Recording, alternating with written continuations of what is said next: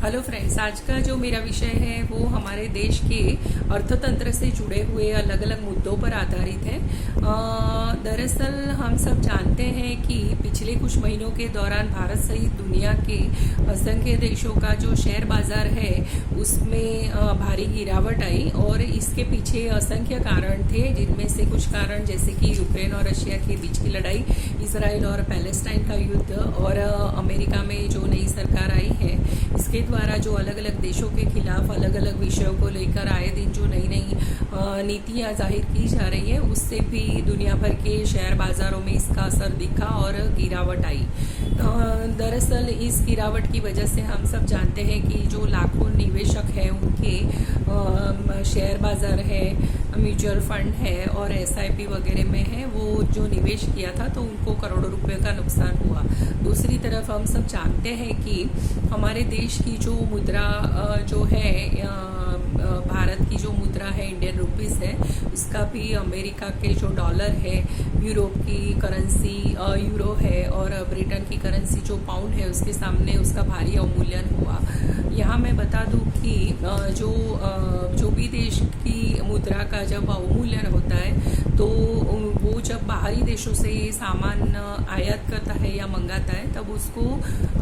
वो चीज़ों का मूल्य उसको ज़्यादा चुकाना पड़ता है। तो जाहिर सी बात है कि भारत के अर्थतंत्र पर भी इसका काफ़ी बुरा असर हो रहा है। दूसरी तरफ हम सब जानते हैं कि अमेरिका में जब से राष्ट्रपति पद के चुनाव हुए और अमेरिका में डोनाल्ड ट्रंप की अध्यक्षता में नई सरकार आई, इसके द्वारा शुरू में जो है टैरिफ वॉर शुरू की गई। अमेरिकन सरकार का ये कहना था कि मेक्सिको, कनाडा और चाइना जो कि चीन है, इन तीनों देशों में टैरिफ की दर अधिक है, जिससे कि अमेरिका का सामान जब इन तीनों देशों के मार्केट तक पहुंचता है तब उसकी कीमतें बढ़ जाती है और अमेरिका को भारी आर्थिक नुकसान सहना पड़ता है। अभी फ्रेंड्स, टैरिफ का मतलब यहाँ मैं स्पष्ट करना चाहती हूँ। टैरिफ एक प्रकार का आयाती शुल्क है। तो अमेरिका ने इस प्रकार से भी बदले की कार्यवाही करने की जो धमकी दी, बाद में उसने ये जाहिर किया कि वो इसी प्रकार की कार्यवाही अन्य देशों के खिलाफ भी करेगा। अमेरिका सरकार ने एक दो बार भारत के नाम का भी जिक्र किया था और जो अमेरिका का ये कहना था कि भारत में टैरिफ की दर है वो दुनिया के कुछ जो गिने चुने देश हैं उन जहाँ पर टैरिफ की दर अधिक है तो भारत भी उसमें शामिल है। और अमेरिका ने ये कहा कि भारत कुछ चीज़ों के ऊपर 70%, 80% से लेके 100% तक टैरिफ की दर लगाता है और अमेरिका को इससे नुकसान होता है। तो कहीं ना कहीं अमेरिका जो है वो भारत के ऊपर आर्थिक दबाव डालने की कोशिश करता है। और हम सब जानते हैं कि कुछ वर्षों पूर्व जब परमाणु नीति के मुद्दे पर भी अमेरिका ने भारत को आर्थिक मुद्दों पर घेरा था, तो अमेरिका की हमेशा से पॉलिसी रही है कि जब भी वो अपने देश का जो उत्पाद है या सामान है उसकी जब भी किसी देश में वो बेचने का चाहता है या उसकी जो व्यापार बढ़ाना चाहता है, तब वो इस प्रकार की कुछ न कुछ नीतियाँ देशों के खिलाफ अख्तियार कर रहा है। लेकिन हम सब जानते हैं कि अमेरिका सहित दुनिया के सभी देश जानते हैं कि भारत जो देश है वो एशिया और हिंद महासागर में सबसे उसका एक बड़ा सामरिक महत्व है और भारत का अर्थतंत्र भी दुनिया का सबसे बड़ा अर्थतंत्रों में से एक है। और तो भारत को भी अपने देश के उद्योगों को जो है रक्षा देनी पड़ेगी और भारत को मेरे विचार से एक नागरिक के तौर पर अमेरिका के किसी भी दबाव के आगे झुकने की कोई आवश्यकता नहीं है। फ्रेंड्स, दूसरी तरफ मैं बताना चाहूँगी कि करीब मैं 25 वर्ष से अलग अलग विषयों पर खास करके देश और दुनिया के जो एकदम महत्वपूर्ण जो मुद्दे हैं उस पर अपने विचार एक नागरिक के तौर पर लिखती आई हूँ। और खास करके करीब 17 से 18 साल पहले मैंने हमारे देश के अर्थतंत्र से जुड़े मुद्दे, खास करके कर प्रणाली है और जो हमारा कृषि क्षेत्र है, उद्योग क्षेत्र है, और इसके बारे में मैंने अपने विचार लिखे थे। तो आज मुझे ये जो है लग रहा है कि मैं मेरे विचार आपके साथ साझा करूं। तो पहले मैं बताऊं तो कृषि क्षेत्र की बात करूं तो हम सब जानते हैं कि भारत एक दुनिया का सबसे बड़ा कृषि प्रधान देश है। लेकिन एक नागरिक के तौर पर मुझे लग रहा है कि आज़ादी के बाद से हमारे देश में जितनी भी सरकारें आई हैं या हमारे जितने भी राजनीतिक दल हैं, उन्होंने कृषि के क्षेत्र को जितनी ज़्यादा तवज्जो देनी चाहिए थी उतनी दी नहीं है। नतीजा ये है कि हम सब जानते हैं कि हर साल हमारे देश में कृषि की जो ज़मीन है वो कम होती जा रही है और हमारे किसान हैं वो जो है वो अपनी जो कृषि की ज़मीन है वो कम दामों पर बेचने के लिए मजबूर है। और फ्रेंड्स, इसमें दूसरा मैं ये बताना चाहती हूँ कि हमारे देश के अंदर एक तरफ हम सब जानते हैं कि हमारी जनसंख्या जो है वो अभी 150 करोड़ के नज़दीक पहुँचने वाली है। तो जाहिर सी बात है कि हमारे देश को जो है खाद्यान्न की आवश्यकता तो रहने ही वाली है। दूसरी तरफ हम सब जानते हैं कि हमारे देश का जो ज़मीन है वो अलग अलग प्रांतों में अलग अलग प्रकार की है, उसका पानी अलग है और एनवायरनमेंट भी अलग है। तो हमारे देश में अलग अलग प्रकार के जो है खाद्यान्न जो है वो हमारे देश में कृषि के द्वारा निर्माण होता है। तो मेरा ऐसा मानना है कि भारत जो देश है वो उसमें अगर सही ढंग से हम कृषि के क्षेत्र को ज़्यादा तवज्जो दे तो न सिर्फ हम हमारे देश की ज़रूरत को पूरा कर सकते हैं, बल्कि मेरा ऐसा मानना है कि हम पूरी दुनिया की जो भी खाद्यान्न की ज़रूरत है वो भी पूरी कर सकते हैं। दूसरी तरफ मुझे ऐसा लग रहा है कि हमारे देश को जो है हमारे देश के अंदर जब भी राजनीतिक दलों की रैलियां होती है या जब भी हमारे देश के अंदर चुनाव होते हैं और तब भी और हम सब कई बार अखबारों में भी पढ़ते हैं कि ये घोषणाएं की जाती हैं कि भारत कृषि के क्षेत्र में आत्मनिर्भर हो गया है या भारत ने रिकॉर्ड संख्या में भारत ने खाद्यान्न का निर्माण किया है वगैरह वगैरह। लेकिन मेरा ऐसा मानना है कि ये सब जो है वो काफ़ी नाकाफ़ी है। तो फ्रेंड्स, मुझे ये लग रहा है कि हमारे देश के अंदर जो दुनिया के असंख्य ऐसे देश हैं कृषि प्रधान हैं, उनके देश में जो नई नई आधुनिक तरीके से जो कृषि की पैदावार ली जाती है या जो भी नई नई पॉलिसी है वो जो उनके द्वारा जो अमल में लाई जाती है और उन्होंने जो अपने कृषि क्षेत्र में जो अपने देश को आगे बढ़ाया है, तो मेरे विचार से भारत को अभी भी इस क्षेत्र में और ज़्यादा काम करने की आवश्यकता है। क्योंकि मैंने ये भी देखा है फ्रेंड्स कि हमारे देश के अंदर अभी भी बहुत ज़्यादा बेरोजगारी है और असंख्य किसान जो है या उनके जो भी युवा बच्चे वगैरह हैं वो अपनी जो है रोजगारी वो कृषि क्षेत्र में वो जाना नहीं चाहते हैं। तो मेरा ऐसा मानना है कि हमारे देश के युवाओं को कृषि क्षेत्र में रोजगारी प्राप्त करने की दिशा में प्रोत्साहित करने की बेहद आवश्यकता है। इसके लिए मेरा एक नागरिक के तौर पर ऐसा विचार है कि हमारे देश में उद्योगों में जो पब्लिक इश्यूज हम लाते हैं या लोगों की भागीदारी हम लोग लाते हैं, तो इसी प्रकार की कुछ नीतियां भी हमारा देश भी है कृषि के क्षेत्र में लाएगा तो हमारे देश को ज़रूर इससे फ़ायदा होगा। दूसरी तरफ दोस्तों, हम सब जानते हैं कि हमारे देश के अंदर जो कृषि के लायक जो ज़मीन है वो ब्रिजेस रेलवेज हैं और जो रोड कंस्ट्रक्शन के अंदर भी कृषि लायक ज़मीन का भारी नुकसान हो जाता है। तो मुझे लग रहा है कहीं ना कहीं इस जो मुद्दे को भी काफ़ी महत्व दे के कृषि के लायक जो ज़मीन है उसको बचा के ये सब कंस्ट्रक्शन के काम होने चाहिए। फ्रेंड्स, अभी मेरा दूसरा मुद्दा है पब्लिक ट्रांसपोर्टेशन। एक नागरिक के तौर पर मेरा ऐसा मानना है कि आज़ादी के बाद से हमारे देश में पब्लिक ट्रांसपोर्टेशन को जितनी तवज्जो देनी चाहिए थी उतनी दी नहीं गई है। नतीजा ये है कि आज भी छोटे बड़े जो शहर है या बड़े महानगर है वहाँ पर लोग 4 व्हीलर और 2 व्हीलर पर आधारित है, जिससे कि हम सब जानते हैं कि भारत देश को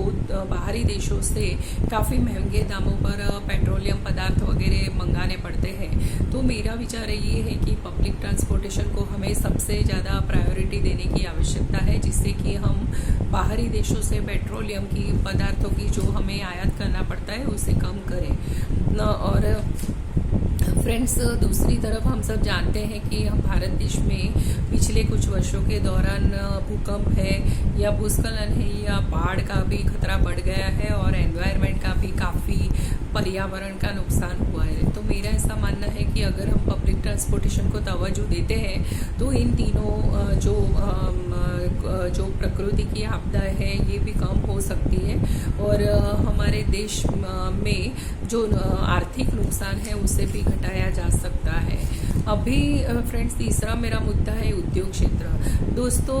दरअसल मेरा ऐसा मानना है कि भारत में अभी केंद्र सरकार जो आई है उन्होंने स्टार्टअप की योजना काफ़ी अच्छी शुरू की थी।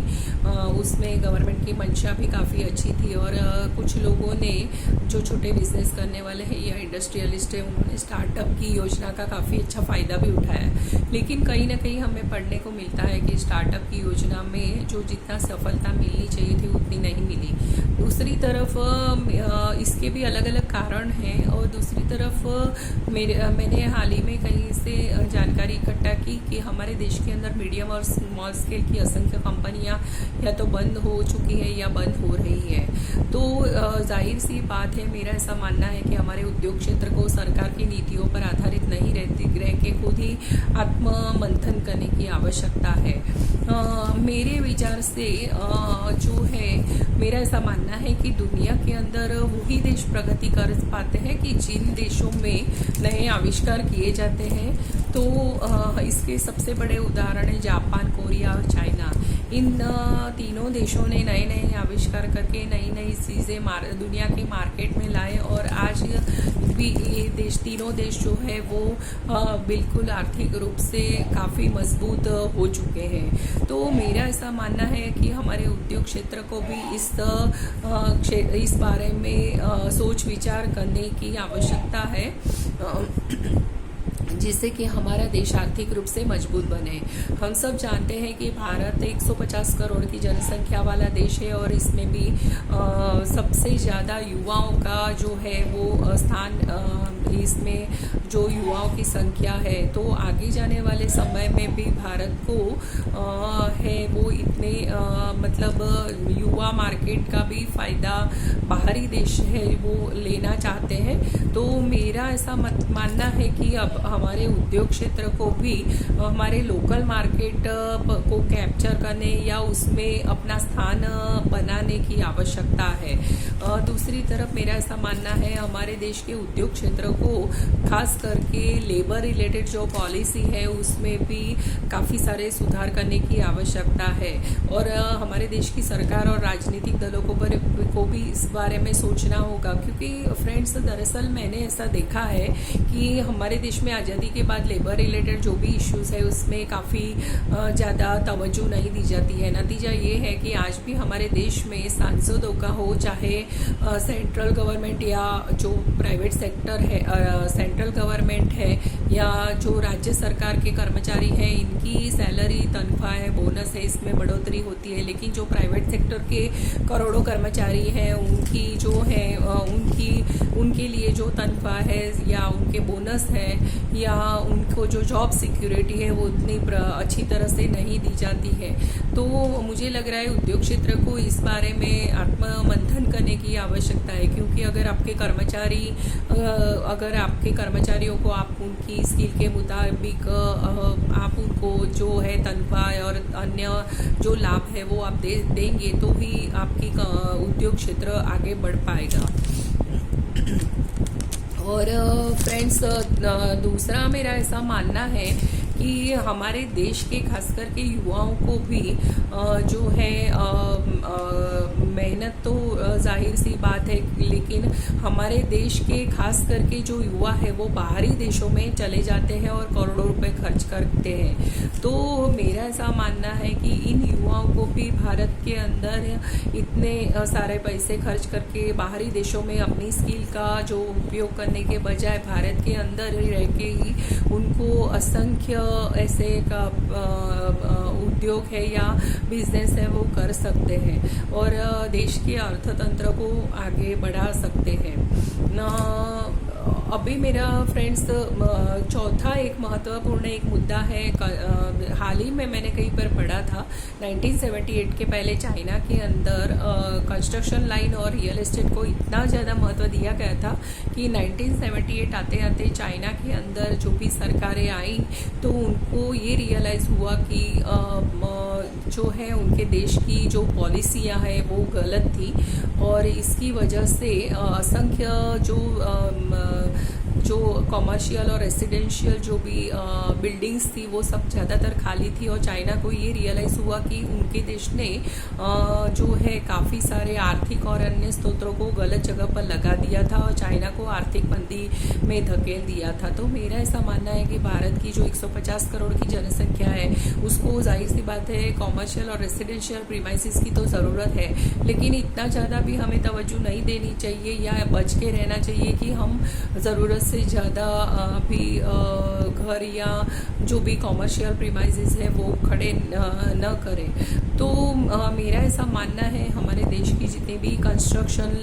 जो कंस्ट्रक्शन के स्रोत है उसको खास करके हमारे देश में हम सब जानते हैं कि असंख्य नदियों में हर साल भारी बाढ़ आती है और करोड़ों रुपए का नुकसान कर जाती है। तो मेरे विचार से इन नदियों को जोड़ने का जो प्रोजेक्ट है वो भी अभी तक पूरी तरह से कंप्लीट नहीं हो पाया, तो उसको तवज्जो देने की आवश्यकता है। नए नए कैनाल्स और नए नए कुओं वगैरह की बनाने की आवश्यकता है। इसके अलावा हम सब जानते हैं कि भारत के जो खास करके पूर्वोत्तर भारत है, जो हमारा नॉर्थ ईस्ट जिसे कहते हैं वहाँ भी और खास करके भारत के जो बॉर्डर एरियाज है वहाँ पर सैन्य के लिए भी मेरे विचार से रोड्स वगैरह हैं, ब्रिजेस वगैरह की बेहद आवश्यकता है और जो हमारे सामरिक महत्व के लिए सामरिक जो हमारी आवश्यकता है इसके लिए भी इसकी बेहद आवश्यकता है। तो हमारी जो कंस्ट्रक्शन सेक्टर है इनको उस दिशा में डाइवर्ट करने की ज़रूरत है। तो इन सब मुद्दों पर मेरे विचार से अगर हम भारत देश हम ध्यान दें तो हमारे लिए बहुत फ़ायदा होगा। तो ये था जो मेरा विचार हमारे देश के अर्थतंत्र में रहे जो चैलेंजेस है या चुनौती है और जो अपॉर्चुनिटीज़ या मौके हैं या अवसर है उसके बारे में। तो आप मुझे मेरे वीडियो पर ज़रूर अपनी राय दीजिए। धन्यवाद।